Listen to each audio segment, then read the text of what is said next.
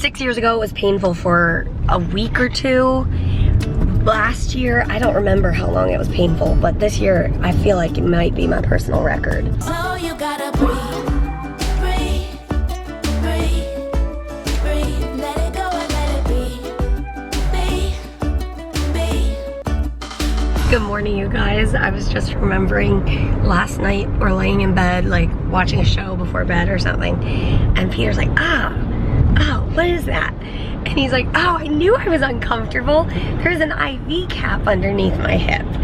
And then like 10 minutes later, I'm like, oh, what is that? Another IV cap was under me. Home IV life. That is totally home IV life, as is this view right here. IVs, IVs, IVs. Yesterday I cleared out IV trash from at the foot of the car here, and it's like a couple saline bags, a couple empty antibiotic bubbles. In college, I remember my roommate and I had our beds kind of like squished up against each other, and there was this crack in the middle, like a trough almost, and it got filled up with IV trash. And I do not know how I did that, but I was full-time student and on home IVs. At that time, I would have just been on 2 IVs at a time. So like 7, 3, and 11, and then 9 and 9 or something like that. That was usually my schedule. And waking up to do IVs and then getting ready for the day, going to classes, all of that. That's a lot to manage. It was crazy, but I did it. And anyway, we are on our way. We're almost there. We need to get to the hospital to get my lab or drug level drawn before 12, and also all my normal labs to make sure my kidneys are doing okay and all of that. Just finished bag of fluids. Once they draw the level, I can hook up to my vancomycin, and it is absolutely mind-blowing to me that I had surgery on Friday. I had some of the most severe pain as far as like, it wasn't, well, I was gonna say it wasn't like it wasn't like taking my breath away, like the infarctions or like that sort of thing. It wasn't like, it wasn't that sort of pain. It was like the kind of pain where like I had my pants wrapped around my head to keep my cocoon of darkness, and an ice pack on my head, and like I was breathing like, just like breathing to get through the pain. Anyway, some of the most impactful pain, I couldn't just like get up and go to the bathroom if I wanted to. It was a chore to like turn to my side in bed. It was hard for a lot of hours. That was from, I had the surgery at, I think I went back at around 8 a.m. and I was in that amount of pain all day until about 11 p.m. So anyway, that was Friday. Saturday, Friday night I slept all night. Saturday I woke up in very little to zero pain, like very minimal pain. I don't understand how that's possible, but I suspect they did my anesthesia a little bit different. I know that because I had this weird reaction that I've had like a decade ago or longer, where when I'm waking up, I'm like barely conscious, but my body has like, I don't know if the word is spasms, but like my muscles are like going crazy. Anyway, I know that happened because I remember that happening, and also I know that they did my anesthesia a little different because they told me they were going to. So I think that the first couple hours out of surgery was surgical pain, and then the next 10 hours out of surgery was headache from the anesthesia. That's my guess.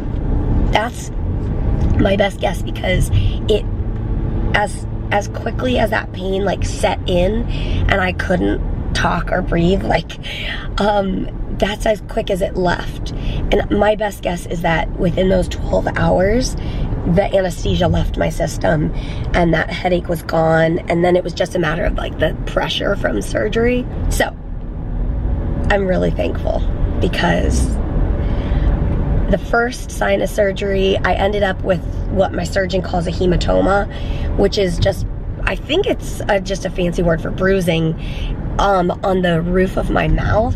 She said she's never seen that before. That was, what was that, 5 years ago? 2013. No, probably before that. 6 years ago. So then this last sinus surgery 11 months ago, they were very cautious with the breathing tube, and then this time they were also very cautious. I do have a little bit of bruising up there, but it's not as painful as it was 6 years ago. So anyway, 6 years ago it was painful for a week or two. Last year, I don't remember how long it was painful, but this year I feel like it might be my personal record. 12 hours of pain and call it a day. So we are getting blood work. Then, if I still feel good, we might go shopping. We'll see. We're gonna take it easy. I'm not gonna let you do too much because you did have surgery 2 days ago. True. It's a good point. Right after I turned the camera off, I like sucked in, and I'm definitely still not actively bleeding, but there's pure blood still coming through the system. So I'm definitely still healing, but healing is happening.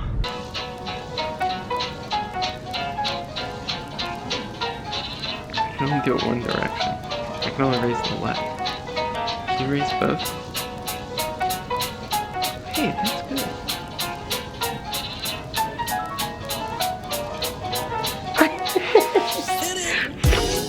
Okay, we got to the hospital to get blood work, and it's a satellite location. And the people in the hospital said that the orders would be in when Mary was discharged, that the orders would be in for her to get blood work on Monday. We get here and there's no orders in the And system. it's a timed lab. Like, she's got to get the labs right now, so we're like trying to get a hold of somebody to put the orders in for the labs that they said they would put in. Like 3 days ago. This is part of life with CF and juggling all the people and sometimes people not doing their stuff. The orders are in. Take my blood. I just had kind of a weird, gross thought. Okay. I wonder if the blood that's coming out of my sinuses, I could check my blood sugar with. What? I mean, it's blood. Save yourself a stick. That's weird. I don't know about that.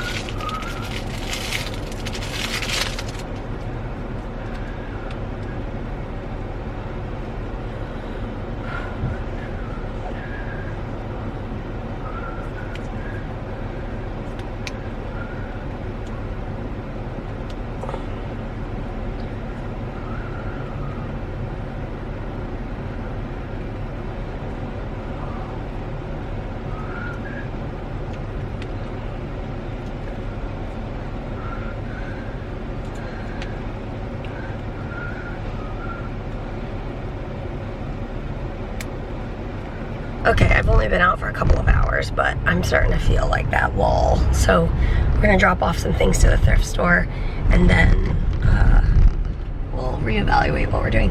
We could go see a movie. Are there any movies to see? I don't know. We went to that dine-in theater one time and got cheesy tater tots. And we had the whole theater to ourselves. It was amazing. Okay, Mary and I actually ended up running into Target to look at a couple of things. And while we were in there, her blood sugar dropped. I went to get her a drink. When I came back, she was so spaced out. It's like, all right, we need to go. I think you're done for the day.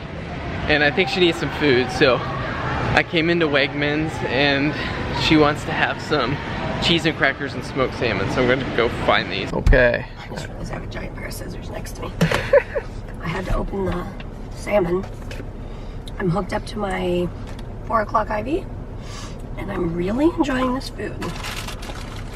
So I got her crackers, cheese, and smoked salmon, and all we had in the car was chopsticks. So Mary's making do. And we're sitting in the parking lot. We didn't decide to go see a movie, but we are in the movie theater parking lot. It's super peaceful here. Yeah, it's kind of, you can see the trees. We're sitting in the shade. I see trees of green. Yum. One of the things I learned during our week at Duke for transplant evaluation, we were talking with the transplant nutritionist or dietitian, whatever the word is, and I learned that I will no longer be able to have smoked salmon. I knew I couldn't have raw fish. I don't eat raw fish currently, but I do love some smoked salmon. I also already knew any soft cheese that I eat, like brie, has to be pasteurized. So I think I'm like, also grapefruit, which I already knew. So we have no idea how long it's gonna be until my body needs a transplant. But I can't decide whether to like enjoy all the smoked salmon and soft cheese and grapefruit from now until whenever transplant comes. But I'm afraid that just like teaches my taste buds. You love this, you love this, you need this, you need this. Maybe you should have it every day Ooh. and get sick of it. That's a good idea. Or the alternative is like wean yourself off of it and not eat it. Well, and what happened, like when we were in Chicago, I ate smoked salmon like every night. Mm-hmm. That trip for a week, and then I kind of got sick of it. True. But I think basically what happens after transplant is you're on immunosuppressant, so suppress your immune system medication so that your immune system doesn't recognize the lungs and liver as foreign objects and then reject them.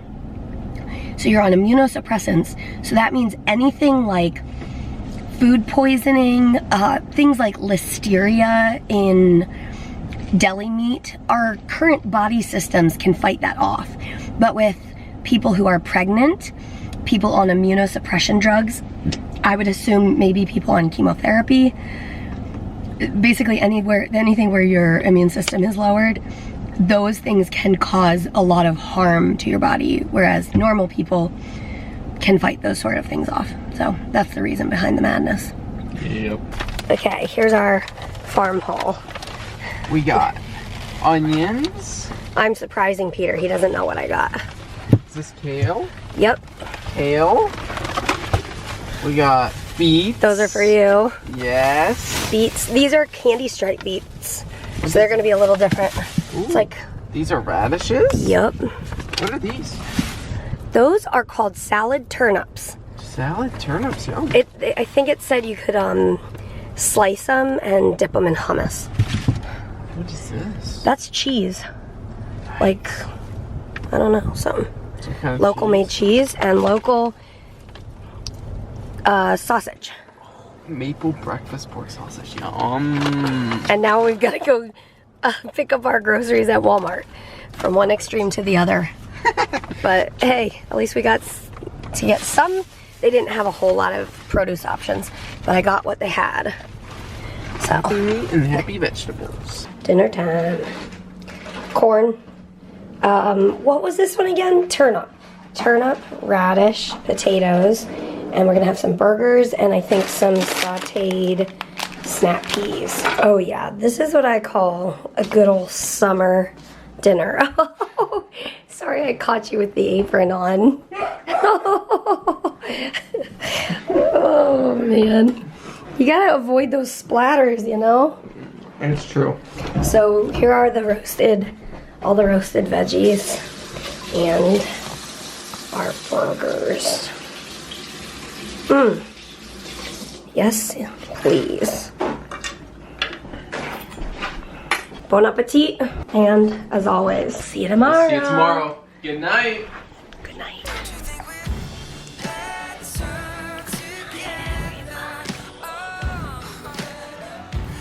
I think we are.